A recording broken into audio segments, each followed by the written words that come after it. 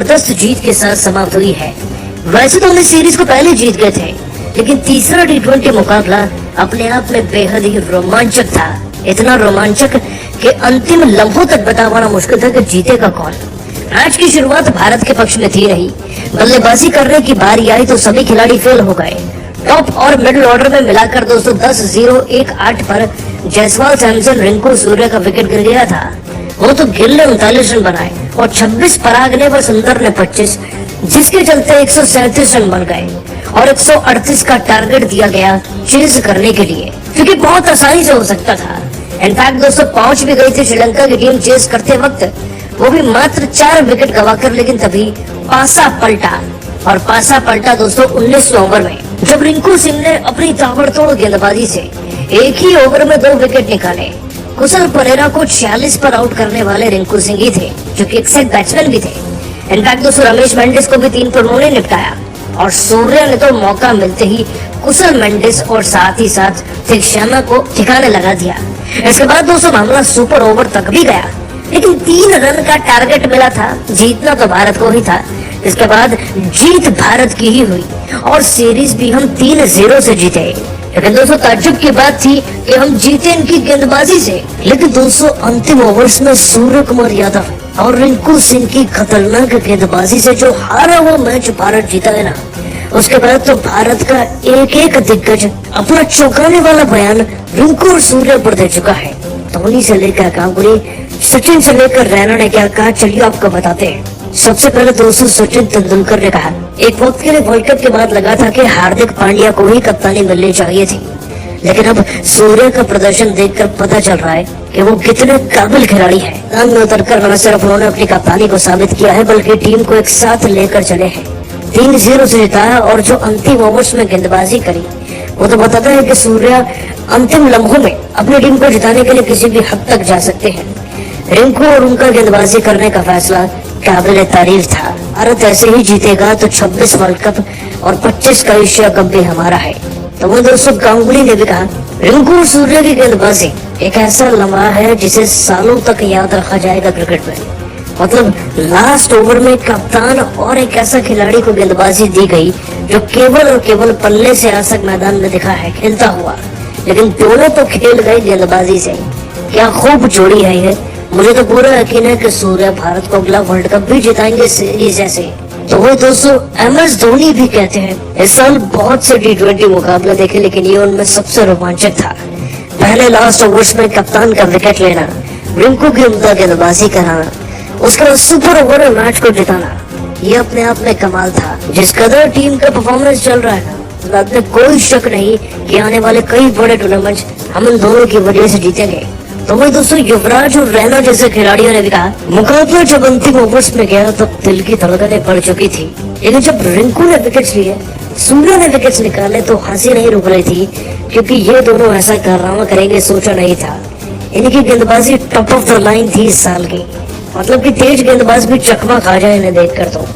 और उसके बाद सुपर ओवर में स्मूथ तरीके से जीतना, सीरीज को 3-0 से अपने नाम करना, ये केवल सूर्य ही कर सकते थे। यहाँ पे उम्दा कप्तान है सूर्य, बहुत बहुत खुशी आपको ऐसे देखकर। दोस्तों हर कोई सूर्य रिंकू की गेंदबाजी को तो सराह ही रहा है, साथ ही बता रहा है कि सूर्य कितने उम्दा कप्तान है। वैसे उनकी कप्तानी और भारत की जीत को 10 में से कितने नंबर मिलेंगे, नीचे कमेंट कीजिएगा। दोस्तों तीसरे टी20 मैच में श्रीलंका के खिलाड़ियों ने तो टीम इंडिया के घमंड को चकनाचूर करके रख दिया और कुछ ऐसा चमत्कार किया कि जिसे देखकर कोई भी अपनी आंखों पर भरोसा नहीं कर पाया। भारतीय टीम का टॉप ऑर्डर ताश के पत्तों की तरह बिखर गया, तो आखिर भारतीय टीम को गिल के साथ मिलकर किस खिलाड़ी ने कराई वापसी। भारत ने लंका के सामने कितने रनों का रखा पहाड़ जैसा लक्ष्य, कप्तान सूर्य कुमार यादव ने कितने रनों का दिया योगदान, इस हैरान कर देने वाले मैच की पूरी हाईलाइट तो हम आपको जरूर दिखाएंगे। लेकिन उससे पहले आपको क्या लगता है, रोहित शर्मा, रिंकू सिंह और सूर्य कुमार यादव में कौन है बेहतर कप्तान, नीचे कमेंट करके जरूर बताइएगा। दोस्तों लगातार 2 टी20 मुकाबले जीतने के बाद भारतीय टीम एक बार फिर अंतिम टी20 मैच खेलने के लिए श्रीलंका के सामने पल्ले खेले के मैदान पर उतरे इस मुकाबले में श्रीलंका के कप्तान ने टॉस जीतकर पहले भारतीय टीम को बल्लेबाजी करने के लिए आमंत्रित किया और खुद गेंदबाजी करने का फैसला किया। भारत की तरफ से इस मुकाबले में नई ओपनिंग जोड़ी मैदान पर उतरी। यशस्वी जायसवाल के साथ शुभमन गिल आए, वहीं श्रीलंका की तरफ से पहला ओवर लेकर आए डेब्यूटेंट खिलाड़ी चमिंदो विक्रम सिंह बेहद ही खतरनाक गेंदबाजी का नजारा दिखा रहे थे। भारतीय ओपनरों को खूब परेशान कर रहे थे। जायसवाल और गिल को इस ओवर में रन बनाना काफी मुश्किल हो रहा था। बड़ी मुश्किल से भारतीय टीम का स्कोर पहले ओवर में 3 रनों तक पहुंच गया। वहीं श्रीलंका की तरफ से दूसरा ओवर लेकर आए महेश तीक्ष्ण, लेकिन इनका स्वागत यशस्वी जायसवाल ने अपने अंदाज में ओवर की तीसरी गेंद पर शानदार चौका लगाकर किया। जायसवाल इसके बाद भी रुकने का नाम नहीं लिया। 5वीं गेंद को भी चौके में तब्दील कर भारतीय टीम के स्कोर को रॉकेट की रफ्तार की तरह आगे बढ़ाया, लेकिन महेश तीक्ष्ण ने इससे 2 चौके का बदला लेते हुए ओवर की अंतिम गेंद पर जायसवाल को एलबीडब्ल्यू कर पवेलियन का रास्ता दिखा दिया और अपनी टीम को पहली सफलता केवल 11 रनों के स्कोर पर दिला दी। जायसवाल टीम के लिए 10 रनों का योगदान देकर पवेलियन लौट गए, लेकिन गिल एक तरफ से मैदान पर टिके हुए थे। उनका साथ देने के लिए अब नए बल्लेबाज संजू सैमसन आ चुके थे। इन दोनों खिलाड़ियों के कंधों पर टीम की पूरी जिम्मेदारी आ चुकी थी। भारत का स्कोर 2 ओवर में बड़ी मुश्किल से 12 रनों तक पहुंच पाया था। श्रीलंका की तरफ से एक बार फिर तीसरा ओवर लेकर आए चमिंदो विक्रम सिंह ने खतरनाक गेंदबाजी का नजारा दिखा रहे थे। अपने शिकंजे में भारतीय बल्लेबाजों को कसकर रखा हुआ था। टीम इंडिया को रन बनाना बहुत मुश्किल हो रहा था और चमिंदो विक्रम सिंह ने अपने ओवर की 5वीं गेंद पर संजू सैमसन को अपना शिकार बना लिया और इस मुकाबले में भी संजू बिना खाता खोले पवेलियन लौट गए और भारतीय टीम को दूसरा झटका केवल 12 रनों के स्कोर पर लग गया। भारतीय टीम की पारी पूरे मुकाबले में लड़खड़ाती नजर आने लगी, मगर एक तरफ से शुभमन गिल मैदान पर टिके हुए थे। इनका साथ देने के लिए अब सबसे पसंदीदा खिलाड़ी रिंकू सिंह आ चुके थे। इन दोनों खिलाड़ियों के कंधों पर भारत की लड़खड़ाती हुई टीम की पूरी जिम्मेदारी आ चुकी थी। बड़ी मुश्किल से टीम इंडिया का स्कोर 3 ओवर में 13 रनों तक 2 विकेट पर पहुंच पाया था। श्रीलंका की तरफ से चौथा ओवर लेकर आए एक बार फिर महेश तीक्ष्ण और आते ही इन्होंने अपने ओवर की पहली गेंद पर रिंकू सिंह को पतिराना के हाथों कैच पकड़वाकर पवेलियन का रास्ता दिखा दिया और टीम इंडिया की कमर तोड़ दी। 14 रनों के स्कोर पर टीम के 3 बल्लेबाज पवेलियन जा चुके थे। रिंकू केवल 1 रन का योगदान देकर पवेलियन की शोभा बढ़ाने चले गए। एक तरफ से शुभमन गिल मैदान पर टिके हुए थे। उनका साथ देने के लिए अब कप्तान सूर्य कुमार यादव आ चुके थे। पूरी जिम्मेदारी इन्हीं दोनों बल्लेबाजों पर टिकी हुई थी और आते ही सूर्य कुमार यादव ने तीक्ष्ण का स्वागत शानदार चौका लगाकर किया और टीम के स्कोर को आगे बढ़ाया और 4 ओवर में टीम इंडिया का स्कोर केवल 21 रनों तक पहुंच पाया। 5वां ओवर श्रीलंका की तरफ से लेकर आए एक बार फिर चमिंदो विक्रम सिंह शानदार गेंदबाजी का नजारा दिखा रहे थे।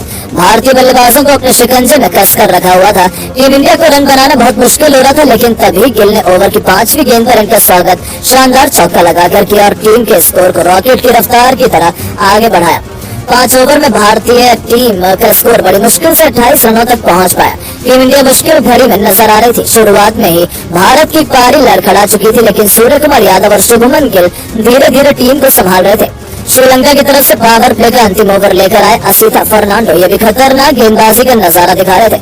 भारतीय बल्लेबाजों को खूब परेशान कर रहे थे। सूर्य कुमार यादव को उनके खेलने में काफी मुश्किल हो रही थी। तभी ओवर की 4थी गेंद पर फर्नांडो ने सूर्य कुमार यादव को अपना शिकार बना लिया और उन्हें पवेलियन का रास्ता दिखा दिया। सूर्य कुमार यादव टीम के लिए केवल 8 रन बनाकर पवेलियन लौट गए और भारतीय टीम को 30 रनों के स्कोर पर चौथा झटका लग गया।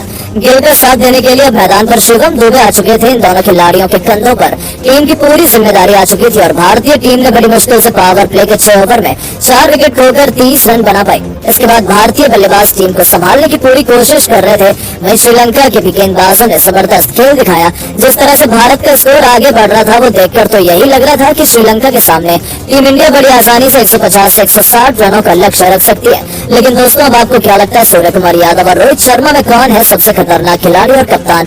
अपनी राय नीचे कमेंट बॉक्स में जरूर बताएं। दोस्तों, जैसा कि आपको पता है भारत और श्रीलंका के बीच टी20 सीरीज खेली जा रही है, जिसके पहले मैच में तो भारतीय टीम 43 रन से जीत गई, तो वहीं दूसरे मैच में भारतीय टीम को 7 विकेट से जीत मिल चुकी है। इस मैच में भारतीय टीम की तरफ से यशस्वी जायसवाल ने सर्वाधिक 30 रन का योगदान